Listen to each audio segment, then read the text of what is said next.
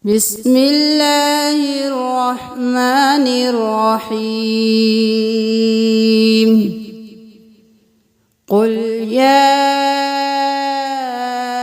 أهل الكتاب تعالوا إلى كلمة سواء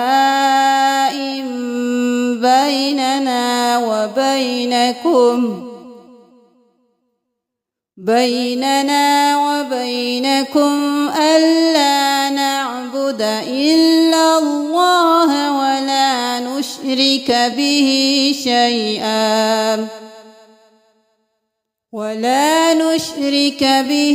شيئا ولا يتخذ بعضنا بعضا أربابا من دون الله،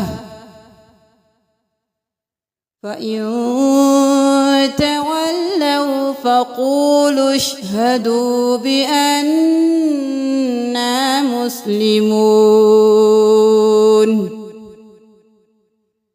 يا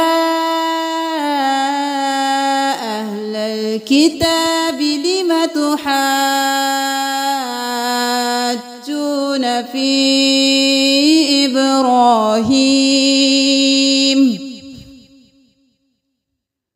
إبراهيم وما أنزلت التوراة والإنجيل إلا من بعده، أفلا تعقلون؟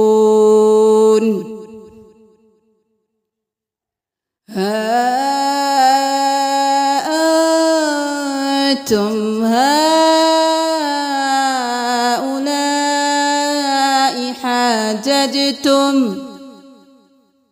حاججتم فيما لكم به علم، فلم تحاجون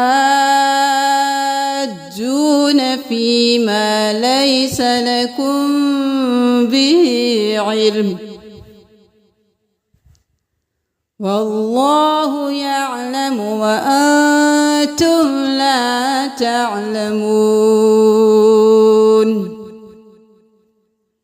ما كان إبراهيم يهوديا ولا نصرانيا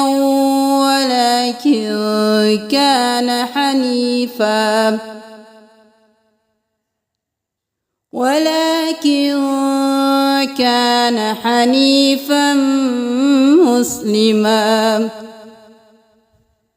وما كان من المشركين.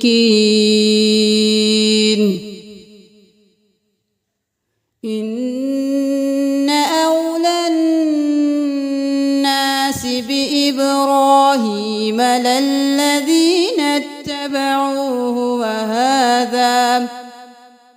وهذا النبي والذين آمنوا، والله ولي المؤمنين. ودت طائفة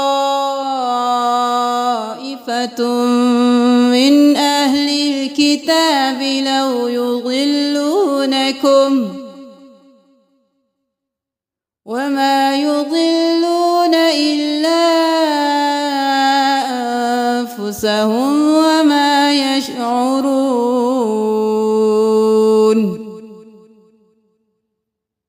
يا أهل الكتاب لم تكفرون بآيات الله وأنتم تشهدون؟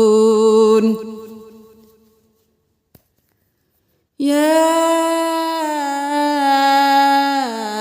أهل الكتاب لم تلبسون الحق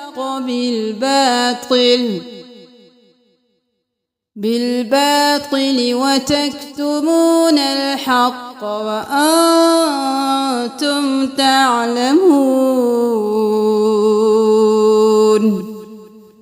صدق الله العظيم.